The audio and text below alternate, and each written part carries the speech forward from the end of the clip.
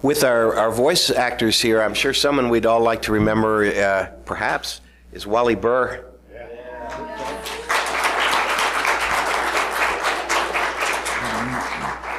We couldn't have done it without Wally. He directed all the voice actors, and we had many, and many of the actors, as you'll tell us, had many voices that they did.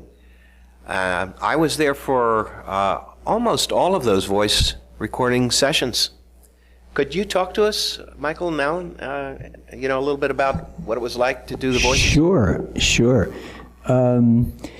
We were all in the same room together, which eventually that concept faded over a period of time, and everybody got even busier. But working in that room, I think there must have been about 12 of us or something like that, at least 12 of us. So and we were there for 8 hours in a room about as large as my closet. And they usually let us go when the mushrooms started to grow on our chest.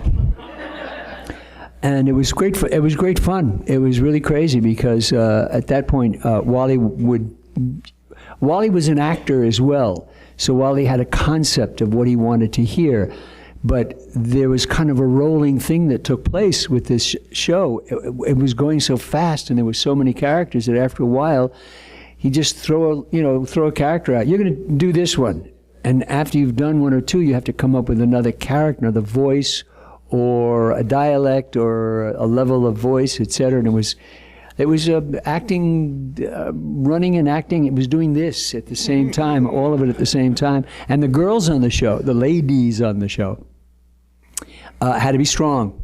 And since I teach voice animation, it's one of the things that when women come to me and I say, characters are much stronger now for women. They're not fair damsels as much anymore, so they really have to have a strong quality.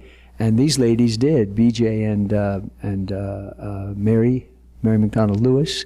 They had that kind of strength, which is great, especially in G.I. Joe, and of course Sue Blue in Transformers and Marlene Aragon.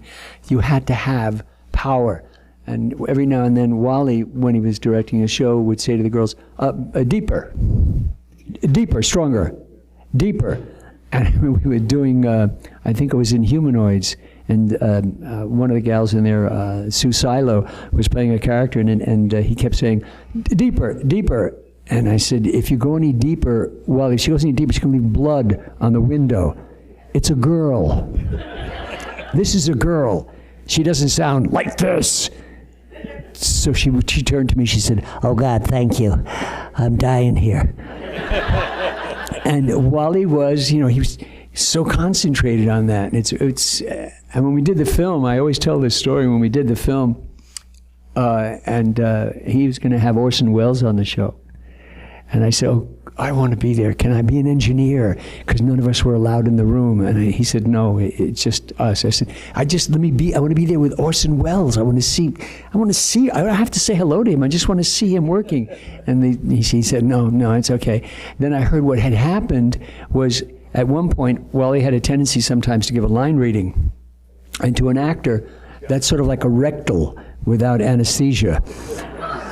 So he gave him somewhat of a line reading, and Orson Welles, I don't do Orson Welles' voices and David, and he said, Wally, are you giving me a line reading? And he said, no, sir, no, absolutely not. And directing Orson Welles, within a short time later, Orson Welles died, and I spread the rumor that Wally killed Orson Welles.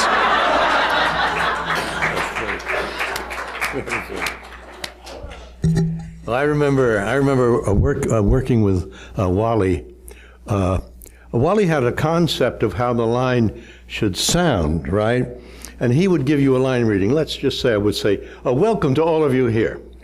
He would say, no, say, welcome to all of you here. I said, okay, welcome to all of you here. No, I want you to say, welcome to all of you here. Now, I had to figure out what he really meant, and I would go, welcome to all of you here. That's it. Thank you so much. Your turn. To echo what both said, working with Wally Burr is you could not get at least 2 or 3 of your words out of your sentence before he would stop you and give you that line reading. But that was Wally. All the directors were different, but Wally, and actors hate line readings. You want to be able to banter off of each other and talk to each other, but Wally was that way, but you forgave him because he was so great. He was just a great guy.